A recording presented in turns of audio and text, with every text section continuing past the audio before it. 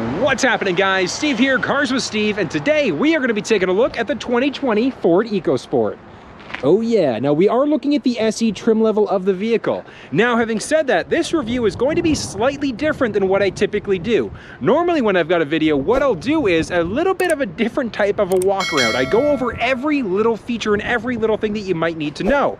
This is going to be different. This is going to be a quick and clean, very informative review about everything you need to know about the EcoSport.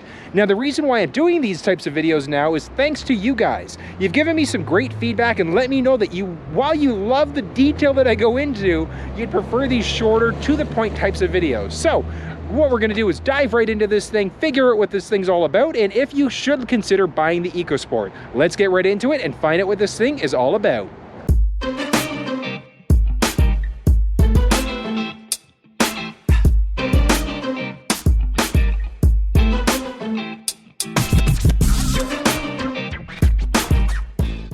All right, guys, so starting off looking at the EcoSport. So this is the SE model of the vehicle.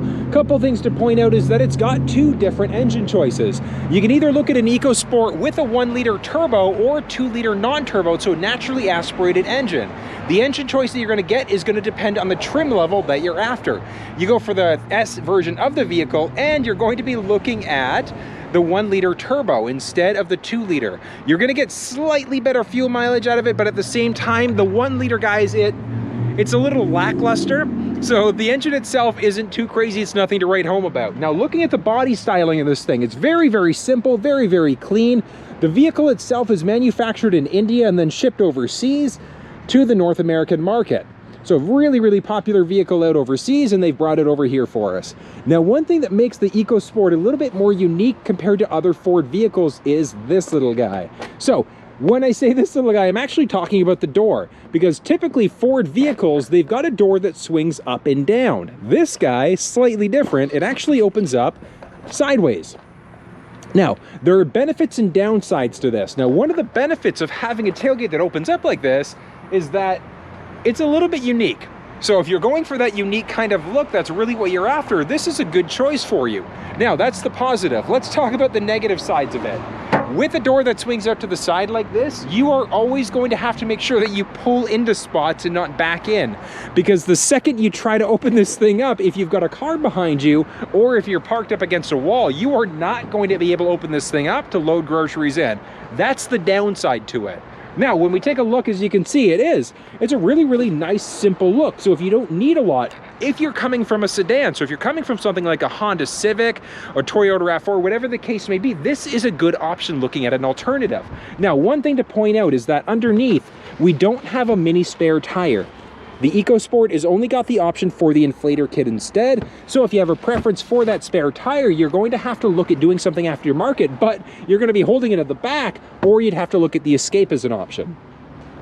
Now, we've got a little bit of a privacy shade here. This thing can be popped out very easily. When it comes down to the back seats, let's actually hop into the back and see what we're looking at here. So along the side, so as you can see, so we don't have a ton of space. Now, the driver's seat is set up right now for somebody that's about 6 feet tall. That's how tall I am. So I'm 6 feet tall. Let's hop inside of this thing. So a couple things to point out with it being for somebody 6 feet tall. It's a little awkward on my feet. My feet kind of get caught in the bottom there. Knee room isn't too bad. I've got some space there. Up overhead is a little bit tight. So looking up overhead, I've got about a ½ an inch of headroom there until I start bonking my head off the top. So it is a little tight back here. So if you've got passengers that are a little bit taller, just go in knowing that they're going to be a little bit uncomfortable. But if it's just you've just got yourself, somebody else in the front seat, and maybe, a dog or two in the back, it's a good size. Now, a couple things to point out along the back. As you can see, we've got some cup holders. Moving down, we've got a built-in inverter, so we do have the ability to plug in a traditional wall outlet into this thing, which is really neat. When it comes down to folding the seats on this thing, there's a couple different ways that we can do it. Now, again, same thing, very unique to the EcoSport. So we pull the seat down, and as you can see, it's not really a flat down seat. So very unique aspect of the EcoSport is we can now crank this up. Let's do this in tandem a little bit, more challenging when my hands are tied up, but here we go. 1 and 2 and drop. There we go. So if we take a look there, so we now do have a flatter seat. So if you need something that's flatter for storage, whatever the case may be, you've got the capabilities to do it in this thing. And then we're just going to lift back up, lock it back into place, click it down, and that's your back seats. Now, a couple other things to point out. So in the back, so we do have a reverse camera. Now, one of the nice things about the EcoSport, the SE, we do have a reverse sensing system as well. So it lets us know as we back up if we're getting closer to an obstacle. A couple other things to point out. We've got our capless fuel system. So all we have to do, insert the fuel hose and you're good to go from there. From a safety perspective, so we do have our blind spot system. So it lets us know if anybody's entered the blind spot on either side of the vehicle, that highlights orange. On top of that, this thing also has a lane keeping system. So let's hop inside and take a little bit of a peek inside of this thing. All right, so as I mentioned, this thing is set up for a driver that's about 6 feet tall, because I am 6 feet tall, so up above us. A few things to point out. This is the SE trim level of the vehicle. Now, this screen that we're looking at is going to come standard. It's available in something called the SE Convenience Package. It's going to give you the Sync 3 screen with factory navigation, and we'll also have a little sunroof up above.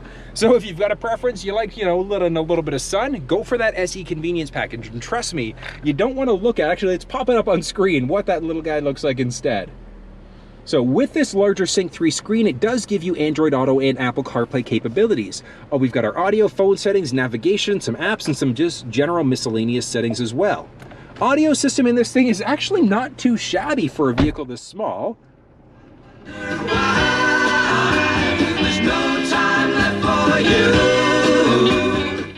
All right, so not too shabby at all. As we drop down, we've got our fan control, we've got a single zone climate control, we can turn on our AC, we can determine where we're gonna get that fan blowing, and we've got heated seats. Really, really nice. Some USB ports and a traditional cigarette lighter adapter for power.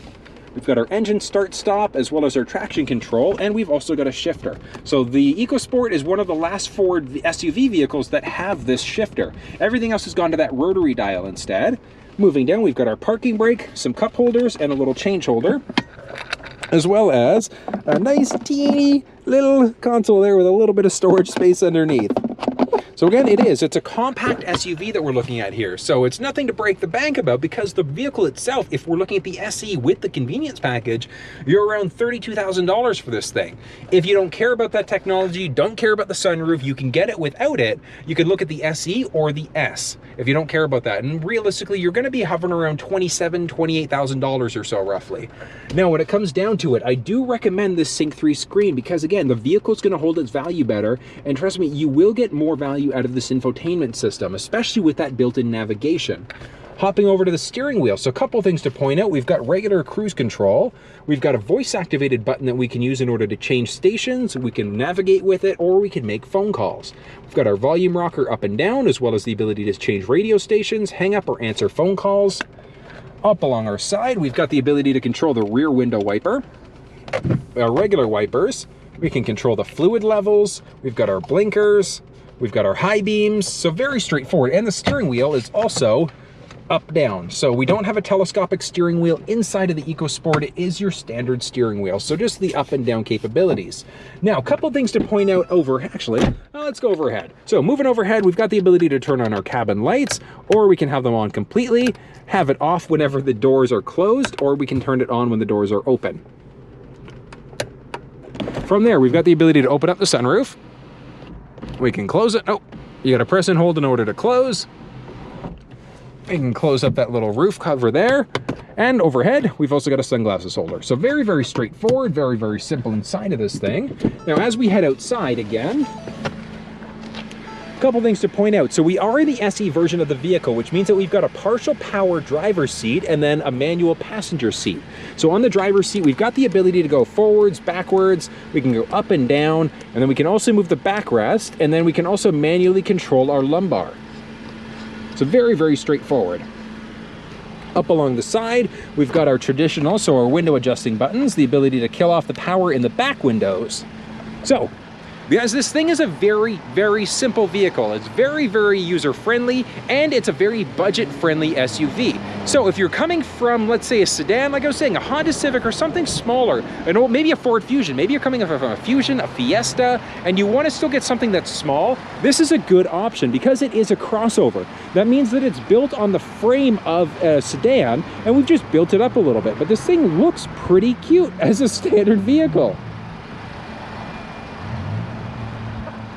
So as I mentioned, it does have the ability to have either 1-liter turbo or 2-liter naturally aspirated engine, front-wheel drive or all-wheel drive. So what I would recommend is that if you are thinking about the EcoSport as an option, the big thing to really consider, and the big thing to do, I should say, is make sure you take it for a test drive. Test drive both engines so you can feel the difference. The 1-liter turbo is a small engine, but if you're not the type of driver where you're not going to slam your foot down in order to go, you don't necessarily need the bigger engine in this thing. But again, it does come down to personal preferences. It comes down to what are your needs. So I want to thank you guys so much. This is the first video of this style. I hope you enjoyed it. If you have any questions, make sure you drop them down below. If you enjoyed the video, hit that like button, and please consider subscribing to the channel because it does help me grow. Until I see you guys next time, stay safe.